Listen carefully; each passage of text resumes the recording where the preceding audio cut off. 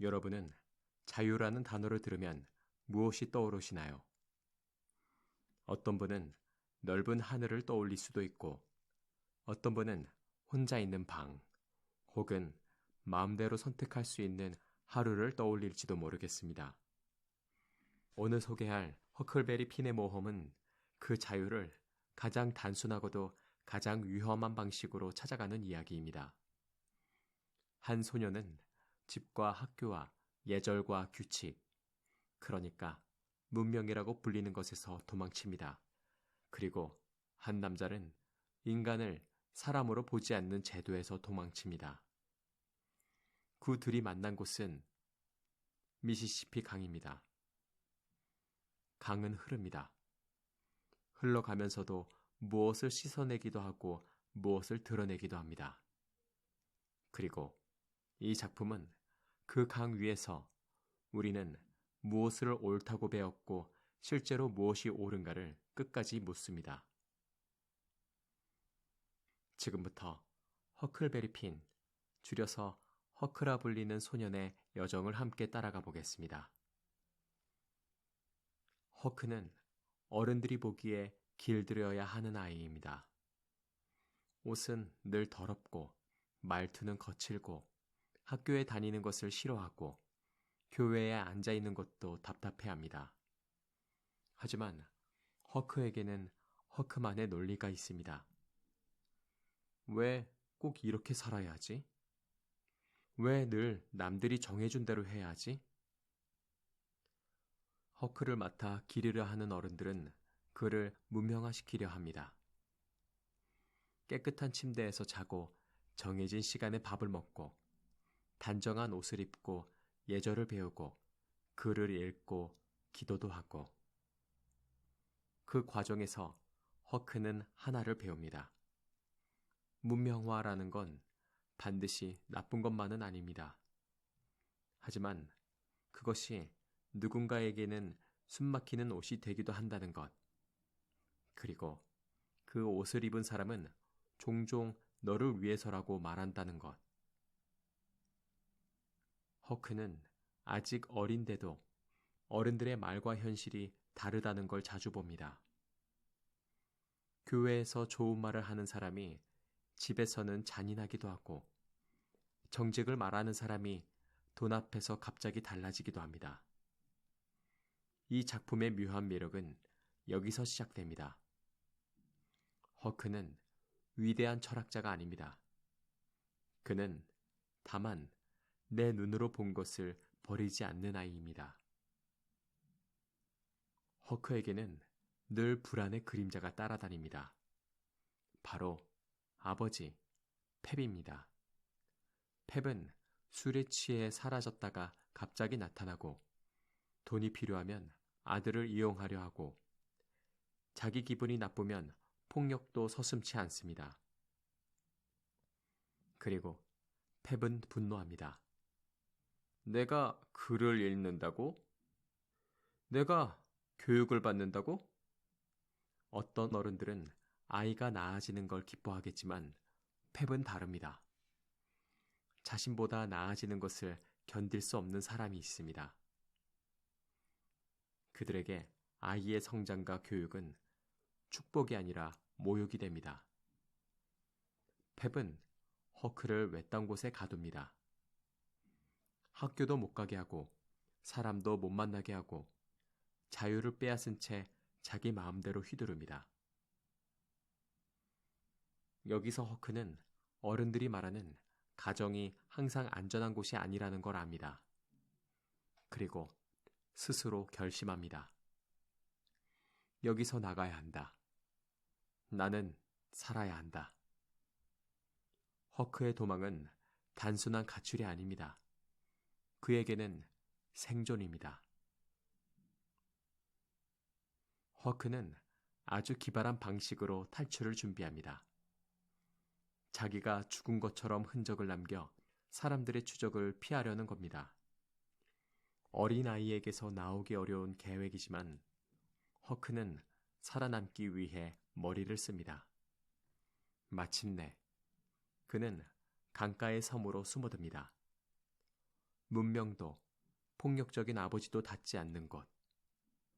밤이 되면 물결 소리만 들리고 하늘에는 별이 떠 있고 강은 조용히 그를 감싸줍니다. 그리고 그곳에서 허크는 또 한 명의 도망자를 만납니다. 바로 짐입니다. 짐은 노예 신분에서 벗어나기 위해 도망친 사람입니다. 그에게 도망은 모험이 아닙니다. 그 역시 생존이고 인간으로 살기 위한 탈출입니다. 둘은 어색하게 마주하지만 곧 서로의 사정을 압니다. 그리고 이해합니다. 허크는 패백에서 도망쳤고 짐은 제도와 사슬에서 도망쳤습니다. 둘은 약속합니다.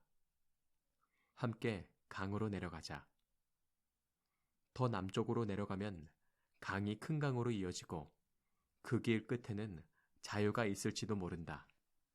이제부터 이야기는 본격적으로 뗏목 위에서 펼쳐집니다. 뗏목 위에서의 시간은 이상할 정도로 평화롭습니다. 낮에는 햇빛이 반짝이고 밤에는 안개가 내려앉고 두 사람은 작은 불을 피우며 밥을 해먹습니다. 짐은 허크에게 부모처럼 잔소리를 하기도 하고 허크는 짐에게 장난을 치기도 합니다. 그런데 중요한 건 그 평화가 강 위에만 존재한다는 겁니다. 강가에 다 마을로 들어가면 세상은 갑자기 거칠어집니다. 사람들은 남의 사정을 듣지 않습니다. 소문을 믿고 군중을 따라 움직이고 누군가를 의심하고 누군가를 잡아세우고 필요하면 폭력도 정당화합니다. 허크는 강가에서 여러 사람을 만나면서 착한 사람과 나쁜 사람이 이렇게 쉽게 구분되지 않는다는 걸 배웁니다. 어떤 사람은 친절하게 웃다가도 자기 이익이 걸리면 잔인해집니다. 그리고 어떤 사람은 거칠어 보이지만 뜻밖의 마음이 따뜻하기도 합니다. 이 대비가 작품을 끌고 갑니다. 뗏목은 작은 세계입니다. 그리고 강가의 마을은 사회입니다. 작품은 계속 묻습니다. 진짜 운명은 어디에 있는가? 규칙이 있는 곳이 문명인가? 사람을 사람으로 대하는 곳이 문명인가?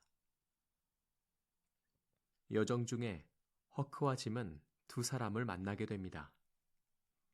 스스로를 왕이라고 하고 공작이라 하는 사기꾼들입니다.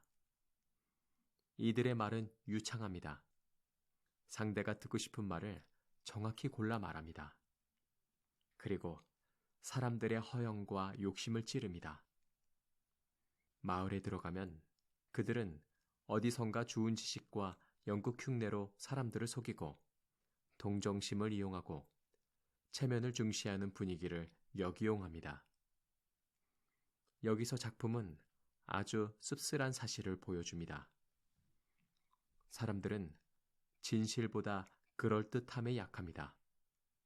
그리고 다수가 믿기 시작하면 그럴듯함은 진실처럼 굳어집니다.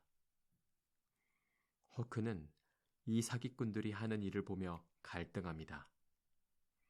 이건 틀린 일인데. 하지만 동시에 내가 뭐라고 막지? 괜히 나섰다가 더 큰 일이 나면? 어린 허크는 어른들의 악을 보고도 그 악을 멈출 힘이 없습니다. 그럼에도 허크가 대단한 건 그가 완벽해서가 아닙니다. 그는 흔들리면서도 계속 이상하다고 느낍니다. 그리고 그 이상함을 놓치지 않습니다. 허크는 자라면서 늘 한 가지를 배워왔습니다. 도망친 노예를 돕는 것은 죄다. 그를 주인에게 돌려보내야 한다. 사회는 그것을 도덕이라고 가르칩니다. 그런데 허크가 뗏목 위에서 만난 짐은 교과서 속 대상이 아닙니다. 그는 웃고 걱정하고 꿈꾸고 무엇보다 가족을 그리워하는 한 사람입니다. 짐은 자유를 원합니다. 그리고 자기 아이들을 다시 만나고 싶어 합니다. 그의 마음은 너무나 인간적입니다. 허크는 혼란스러워집니다. 자기가 배운 도덕은 분명히 말합니다. 짐을 돌려보내라. 하지만 허크의 경험은 말합니다. 짐은 좋은 사람이다. 짐은 내 친구다. 짐에게도 삶이 있다. 여기서 작품은 아주 무서운 질문을 던집니다. 우리가 도덕이라고 믿는 것이 정말 도덕인가? 혹시 그것은 그 시대의 이익과 권력이 만들어낸 규칙은 아니었을까? 허크는 이 충돌을 겪습니다. 배운 도덕이 머리에서 소리치고 함께한 시간이 가슴에서 말합니다. 그리고 이 작품의 가장 유명한 지점, 허크가 어떤 선택을 하느냐는 질문이 마침내 전면으로 올라옵니다. 허크는 어느 순간 정말로 결심하려 합니다. 짐을 팔아넘기면 사회는 허크를 옳은 아이라고 칭찬할 겁니다. 종교도, 법도, 어른들도 허크 편일 겁니다. 하지만 허크는 떠올립니다. 짐이 밤마다 가족 이야기를 하던 모습, 허크를 걱정하며 챙기던 모습, 자기보다 남을 먼저 생각하던 태도. 허크는 스스로에게 말합니다. 만약 이게 죄라면, 내가 배운 것대로라면, 내가 벌을 받아야 한다면, 그래도 나는. 이 장면에서 허크는 철학적으로 멋진 말을 하지 않습니다. 오히려 그는 단순하고 솔직합니다. 세상이 옳다고 말하는 길이 있는데도 그는 자기 눈으로 본 사람을 배신하지 않기로 합니다. 여기에는 영웅서사 같은 화려함이 없습니다. 하지만 그래서 더 강합니다. 거창한 정의 선언이 아니라 한 사람을 사람으로 보는 선택이기 때문입니다. 이 작품이 오래 읽히는 이유가 여기 있습니다. 우리는 살면서 아주 비슷한 순간을 만납니다.